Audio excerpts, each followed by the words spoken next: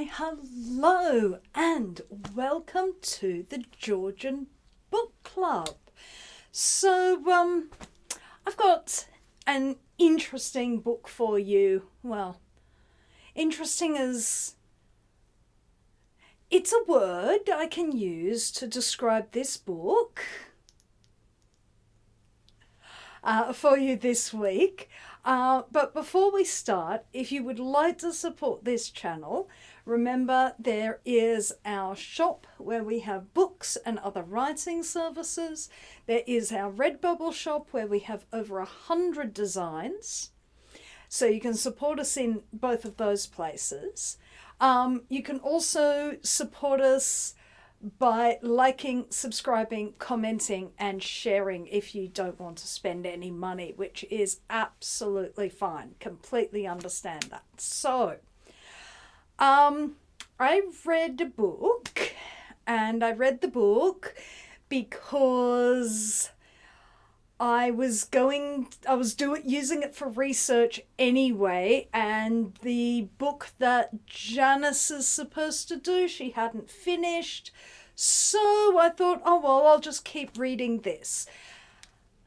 I would have abandoned it long before had I not been doing this for you guys. So don't say I don't make sacrifices for you, because did I make sacrifices? Firstly, I listened to this because I had been running short of time. I wanted to get this read so that I could do writing. And so I listened to it on my way to work and on my way home from work and while doing grocery shopping and while doing laundry yesterday. And let me tell you, it's much more fun listening to The Goon Show on the way to work. I will say that. So what was this book? What was this terrible, tedious book? It was Daniel Defoe, A Journal of the Plague Year. Yeah, I know, real cheery stuff to listen to on my way to work this week. Oh. Daniel Defoe, A Journal of the Plague Year, is a novel, and it's definitely a novel, published in 1722 in London, about the Great Plague of 1665, which he witnessed as a small child. He was about 5 or 6 at the time. Okay, so that's why this is a novel and not an actual real account. So the novel purports to be a first-hand account of the 1665 plague. So part of the reason why this is so such an important work is the fact that we have very, very little in the way of first-hand accounts of any of the plagues. At the time when this was published, Samuel Pepys's diaries had not been published, so there was none of Samuel Pepys. But when looking for references to plague, they are actually very hard to find. And we don't know why this is. I mean, there are some very practical reasons why this is.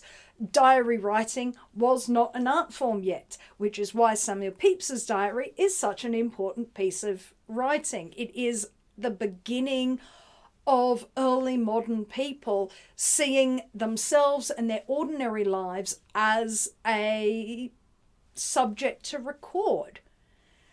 And Pepys was a prolific diarist. Diaries become more of a thing by the 18th century. But even looking at letters, the few letters that survive talk very, very little about, these are private letters between private citizens to family in other parts of England. Very, very little in regards to references to the plague. One of the sets of letters that we have from this period that are interesting because they're full of gossipy things are the letters of Philip Gordy of Norfolk. He lived in London from the 1570s to about 1620. He had a long life. Or was it 1612? Anyway, into the 16s, into double digits of the 16s. So they actually encompass about 50 years. So I think it is actually 1620. And he references plague 4 times. 4 times. He references a couple of people who died of it. He references that it is not much in London at the moment. He references that he has been taking, that he's assuring his mother that he is taking precautions against it by taking medicinal concoctions. And he mentions that there is plague in one of the ships of the line. And that's it. That is all he references across a 50-year period in which he lived through multiple outbreaks of the plague, including the 1593-94 outbreak, where Shakespeare wrote the great Venus and Adonis poem and the Phoenix and the Turtle, those poems, okay, which we know he was writing because the plague had shut the theatres. So he lived through large outbreaks, but he mentions it about 4 times, and only because people whom he knew at court had either had close contact with, a maid had died, or had died themselves. Okay, so we don't have a great deal. There are some other things, but we don't have a great deal of knowledge about how people understood this, how people talked about it, why they talked about it in the way that they did. We don't know. This is where Daniel Defoe's book comes in. That is why it is an important book. Now, one thing while I was digging through looking for references to this was I found a pamphlet, as a French pamphlet, and it's from 1720, about an outbreak of plague in Marseille, the French port. Now, this pamphlet was published in English in 1721. Plague is on the people's minds because there are rumours that there will be an outbreak. And Defoe, being the absolute opportunistic writer that he is, rushing into a trend whenever he possibly can. We know that Swift did not like him. But he publishes this journal of the plague year, which was the last large-scale visitation of plague in London. Part of the reason for the last large-scale visitation in London is that the city burnt down and they rebuilt it in a manner that no longer facilitated transmission of the plague. Yeah, turns out a city built of wooden thatch, very good habitation for rats. Stone, which is more fireproof, not so much. And so therefore, London had not been visited in a large scale by plague for over 50 years. Okay, so this is now something that the people are interested in. And this is the environment into which this book comes. Unfortunately, it is a little bit like... I'm a child of the 1980s. So technically, technically, I lived through the AIDS crisis. I could write that.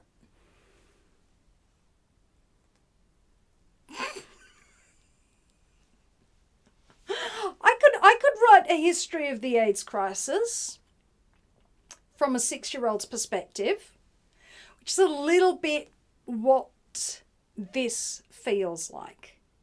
Yes, Defoe was an eyewitness, but Defoe was 6. It's a bit like asking, what was it like in the Blitz to a child who was 6 and had been evacuated to the countryside? What was it like living through the AIDS epidemic to a child who was 6 and living through that? I do remember it. I do remember the emotion of it. I certainly remember what sex ed was like post AIDS crisis. Very different. Very different.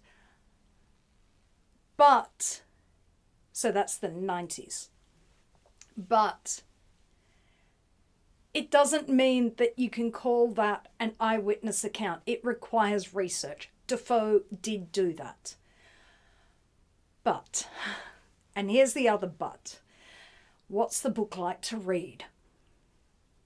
So he has got access to research that is lost to us now. He has records, he has accessed records and even potentially stories that are current or stories of stories. My granny said that during this, that sort of thing.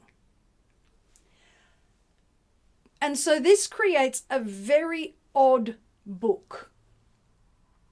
It creates a book that has, that's purporting to be a true documentation of the plague and was taken as such. It wasn't until decades later that it started to be viewed as fiction. So technically he's predating, he predates Sir Walter Scott with historical fiction by about 100 years, which is an interesting thing for him. I'll give him that. Historical fiction 100 years earlier than Sir Walter Scott. However, it's neither a diary nor a novel. And because it is neither a diary nor a novel nor reportage, but a weird amalgam of all three, as a reading experience, this thing's awful. Absolutely awful. There are long, tedious passages of tables and regulations for the containing of plague. Which very interesting if you want to know how did civil authorities deal with this. But as a reading experience, not great. There is no chronology to it. We keep returning to these long tables, which if I was reading it, I would definitely have skipped them, but because I was listening to it, I'm having to listen to these long tables of numbers, and it certainly proves, I believe he's putting this in from the perspective of, look how many people died, this was terrible, and I'm sure if you added it up, it adds up to this, a huge number. However, I am a child of the 20th century. And if the 20th century has taught us anything, it is that one person's death is a tragedy, 1 million is a statistic. And these long tabulations of numbers reduce what Defoe is attempting to state as a tragedy into a statistic. Which is, and he talks also about the size and the depth and the number of bodies in the burial pits. And again, it is so vast, it is so overwhelming that, again, it becomes a statistic. It actually loses its power. Now, that is probably an issue of being a contemporary reader. This was probably more viewed with the horror and the shock that he was intending by his 1720s audience. However, now it's terrible. You can imagine how awful it would, but it doesn't hit quite the same. It doesn't hit quite the same. Now, you do get a real sense of how early modern people were struggling with this thing. The plague is a bacterial infection and there are 2 strains that are running through London. One is the bubonic plague, which is the one transferred by fleas, which they did not understand, and they thought it was smells in the air, vapors, a bolt of cloth that was taken off here. They were struggling to work out how this disease was traveling or how people became contaminated. They got bitten by a flea, the same with malaria. You would get bitten by a mosquito. The association of I just got a package from somewhere and I got bitten by a mosquito, the package therefore caused the malaria, is a correlation, not causative. They didn't know what the cause is, so they are grasping with correlation. So there is the bubonic plague, which is the flea bite one, which causes a bacterial infection of the lymphatic system. Now that's bad. That is a bad one, and it has between a 30 and 90% fatality rate. But following on from bubonic plague coming into the population, which is more because of climatic temperature reasons and flea and load, like just physical load of fleas in the environment, and therefore more propensity to be the unlucky person who get bit by the flea that has bubonic plague, just as you might get bit by 10 ticks in your lifetime, and then finally you get one that gives you Lyme's disease or gives you that thing in Australia which makes you allergic to red meat, like anaphylactic to red meat. Sometimes you just get the insectoid, you lose the insectoid lottery. You could get bitten by mosquitoes multiple times and not get dengue fever. But then one person gets bit once and they get dengue fever, that sort of thing. It really is that sort of bizarre lottery of fate. So there's that version. That has a very high fatality rate, but it isn't 100%. And then there is that often is followed by another variation caused by the same bacteria, that is pneumonic plague, and that one is much harder to recognize. It has a much quicker fatality. People were walking sick. They didn't know that they had it, and that one untreated, and of course we live with the great miracle of the 20th century called antibiotics. Without antibiotics, that has a near 100% fatality rate. So they had 2 strains. People who recovered generally had the bubonic form. People who dropped dead in the street with no signs of plague on them, because the symptoms look very, very much like the flu or consumption or pneumonia or many other illnesses that exist, many other pulmonary illnesses. People could walk around not realizing they had it, and if you could die within 36 hours of getting that, you can understand how that could spread massively, and how containing this would be almost impossible. And it was really impossible to contain this effectively for the time. So there are these two strains running through London. We get the panic, we get the closing up of houses, which Defoe tells us didn't start until under King James, which meant that the 1593 plague, people just wandered around. They didn't lock people in houses and daub their doors. He talks very much about people evading this, breaking out, leaving a sick person in the house and then escaping. He talks of the exodus of the well from the city. These things are fairly interesting, and I probably would have stopped about there. So that's about the first quarter of the book. And had that been the book, that would have been fine. But the problem is he's writing a book. And he very quickly discovers that you need more than just that. Problems with the book are it becomes really prurient. There are only so many times I can, bear witness to this sad story, this sad story, this sad story. It just becomes like, oh God, this is getting...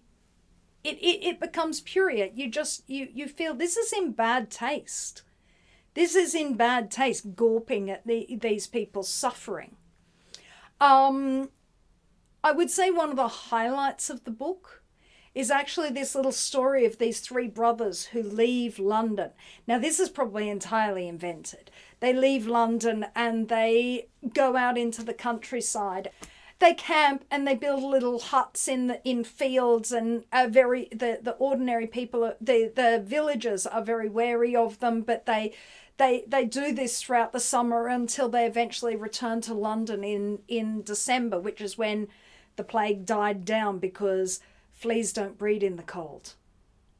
So because they died down, and this is the period of the big frosts, the frost fairs, where the Thames would freeze. So the temperature would get to be hostile to fleas, which allowed the plague to just diminish, because it came up and it diminished regularly. This happened to be a very big outbreak. So we get a lot of prurient stories. We get this little story. Part of the problem is that at this point, Defoe is not the world's greatest when it comes to characterization. And at this point in the novel's history, characterization isn't strong at the best of times. So we're left listening to the narrator droning on, and he contradicts himself over and over again. You hear him talking about locking up of houses and what the civil authorities were doing prevented it being worse, and then saying, oh, they shouldn't have locked up houses, saying that the pest houses were a good thing, but they couldn't possibly have, it's like almost he has no coherent argument. It's like he has taken all the attitudes from all the witnesses or the stories that he's heard and given them all to one mouth. Now, if he had written a different, a more modern sort of novel where this is fictionalized and you have a fictionalized character running through this world and he debates and he talks to people and hears views and counter views, that would be one thing. But we have the same narrator throughout the entire story, contradicting himself like what would be 10 pages apart. And Defoe thinks that we're not going to notice. I noticed, Daniel, I noticed. So that becomes really irritating. It's really hard to work out the chronology of this because he moves around. You'll get a story from here and a story from here, and everything looks like chaos, which I think might be intentional, but at the same time, that lack of an ordered, flowing chronology. Because if this is a journal, Samuel Pepys dates his entries. letters in epistolatory novels are dated. This feels a jumble. I think the numbers of the dead are supposed to give us a timeline, but they move around so much, and the narrator moves around in time so much that you end up with very little to grasp hold of in order to understand where you are in time. So here the plague is raging, here it's dying down, here it's starting up. And where? He also moves across London a lot without...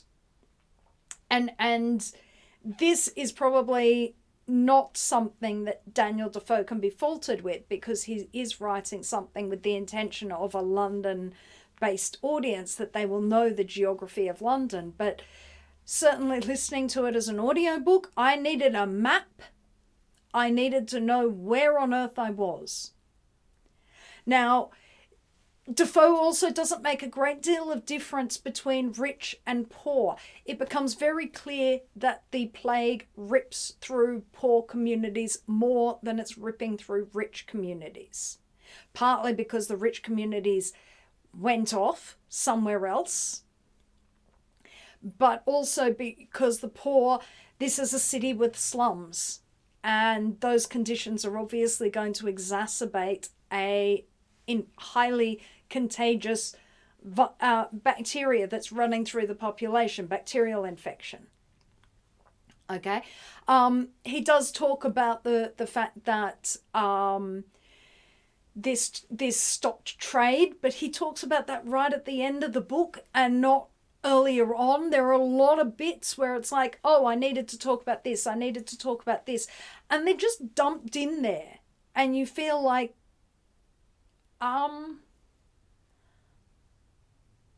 where am I and why am I? And that overview quality of it, which would really help orientate a reader, is lacking. And is probably lacking partly because of the nature of what Defoe is writing. Even though he is talking that this is supposedly true reminiscences of. So he is talking of it. It is structured like reminiscences. It sounds like Abe Simpson talking about something. But it also is partly because of the point in history of the novel, that the novel is very underdeveloped at this stage, and that has an impact on the later readability of this as a work. So what would I say about it? As a historical document and an account for a secondary but closely written to the Great Plague of London of 1665, it has its value. As a reading experience, it is quite possibly one of the most tedious reading experiences I have ever endured.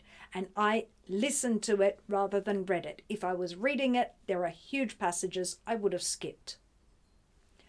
So there you go. I'm not the biggest Defoe fan, but of all the ones that I have had a look at, and I do have Roxana, which is really big, and if this is what he's going to be like, I'm beginning to think maybe I don't want to. But of what I have read Robinson Crusoe, I have read Moll Flanders. This one is the least readable. The least readable, the least accessible, the least enjoyable. As I said, you feel really prurient reading this. And I got to the end of it yesterday, and it just sort of made me feel very flat. It's not really the sort of thing that you want to... it's not an uplifting book. There also is this really strong religious overtone, which admittedly is understandable, but I really feel he has the narrator has some axe to grind with that, which again, from a historical perspective, that's really interesting to see religious attitudes.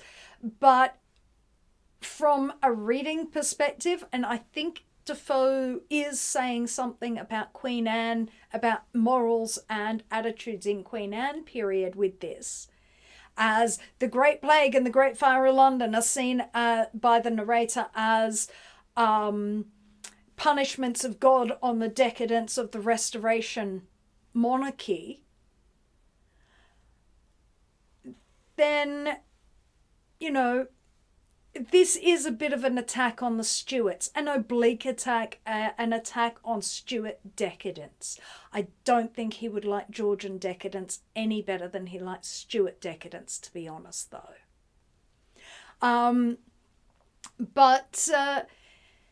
Yeah, as a reading experience, it's not great.